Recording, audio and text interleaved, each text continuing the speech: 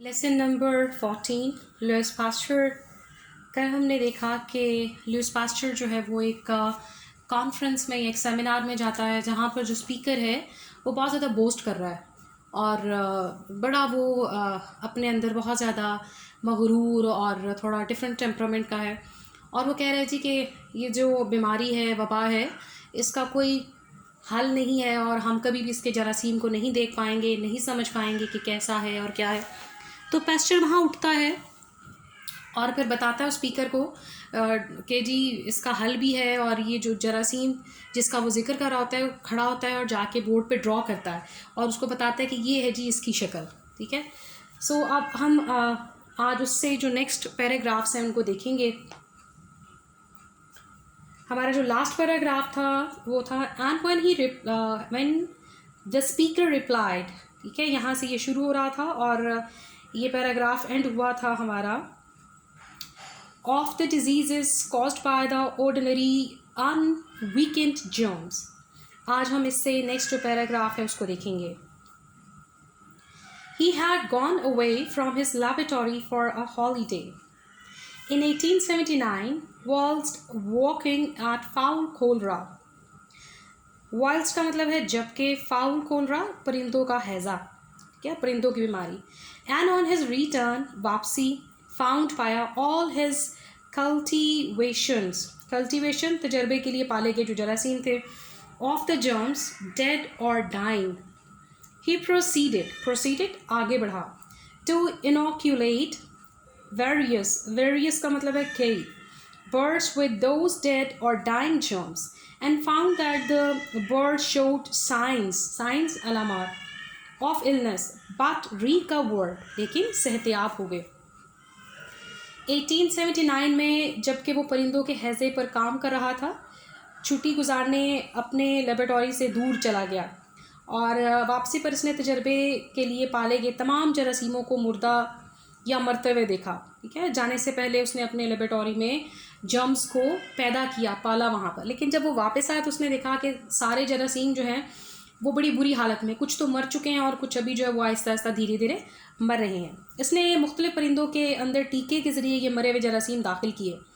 पहले तो जो जिन बर्ड्स के अंदर, जिन परिंदों के अंदर इसने इन जर्म्स को डाला था वो बीमार हो गए, लेकिन थोड़ी ही देर में या कुछ अरसे में वो बिल्कुल तंदुरुस्त हो गए। ठीक है। The idea then occurred जहन में आया to him of inoculating, टीका लगाना, them with a fresh ताज़ा दम, lot of बहुत से, virulent मोहलिक ख़तरनाक, germs of chicken cholera, and he was amazed हैरान रह गया, at the result, wise यानी ये कि that the bird still resisted मदाहफत शो करना, it means कि resistance शो करना, and the disease though others which had not been previously पहले से dosed खुराक दी गई थी with the exhausted germs, exhaust कमज़ोर, died।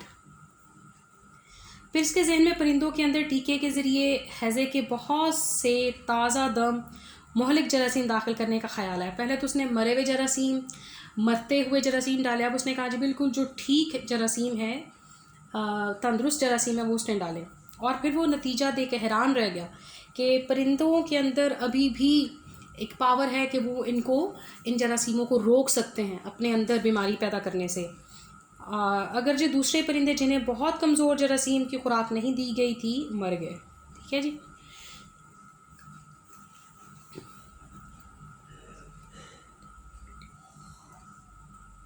So he arrived at the method of attenuating का मतलब है कमज़ोर करना, germs जरासीम, of cultivating पालना, them so that they were weakened कमज़ोर, and also at the fact that such germs inoculated दाखिल किए गए into the healthy animal produced पैदा की a mild हल्की सी type किस्म of illness विच प्रोटेक्टेड महफूज रखा the animal from attack, attack हमला, बाय द वायरुलेंट फॉर्म शक्ल सूरत, वायरुलेंट का मतलब है मोहलिक of the disease.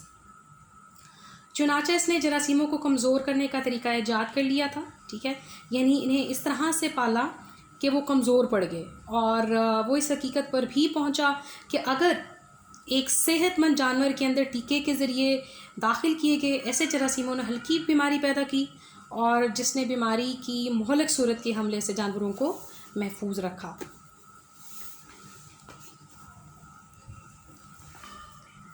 The first human disease to which Pasteur applied inoculation was hydrophobia. ये बड़ा इंपॉर्टेंट है, याद रखिएगा, इस पे क्वेश्चन भी आ जाता है कि व्हाट इज़ हाइड्रोफोबिया, या पास्चर ने हाइड्रोफोबिया किस तरह से क्योर किया।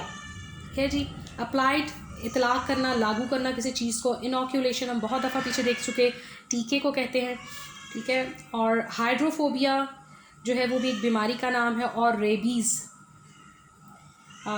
ओके, द हॉरिबल खौफनाक इलनेस प्रोड्यूस्ड का मतलब है पैदा होती है by the bite of a mad dog, bite का मतलब है काटना, ठीक है। हाइड्रोफोबिया या रेबीज़ क्या है, कुत्ते जो पागल कुत्ता है उसके काटने से जो बीमारी हो जाती है उसको हम हाइड्रोफोबिया या रेबीज़ कहते हैं। To give one some idea of its horrors as the following of a child of 5 to give one some idea of its horrors one needs only read such descriptions बातें तफसीलात as the following of a child of 5 admitted to French hospital।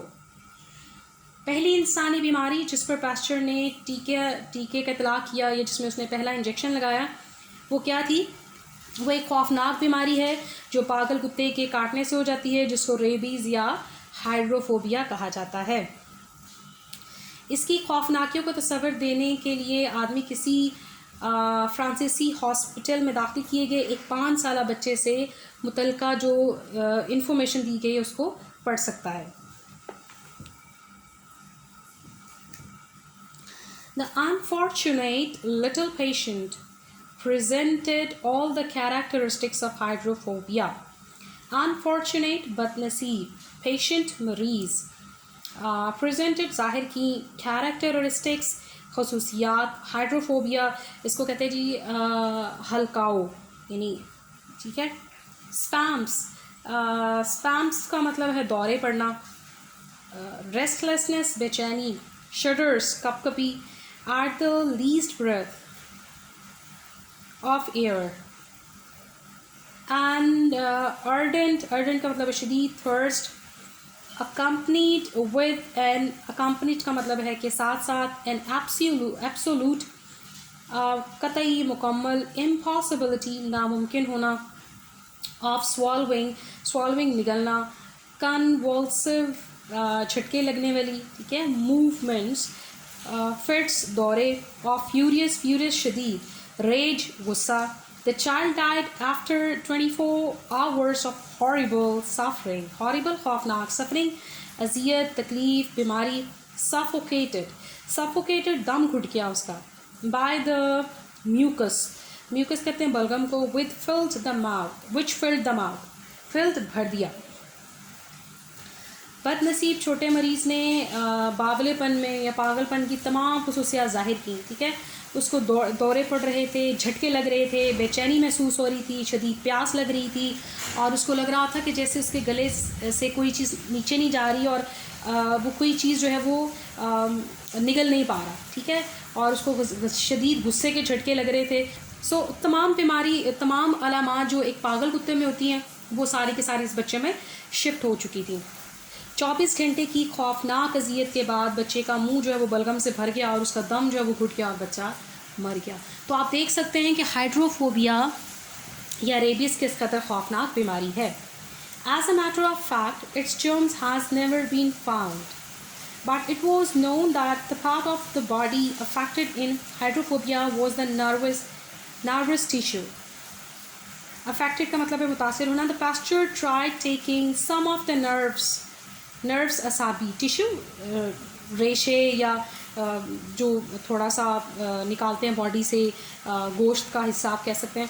Of an animal which had died of the disease and attenuating it, which he found could be done by exposing, खुला छोड़ना, expose करना, the spinal cord, हड्डी का जो गूदा है, of rabid, ठीक है, rabbits to dry air which weakened it until after 14 days it was harmless.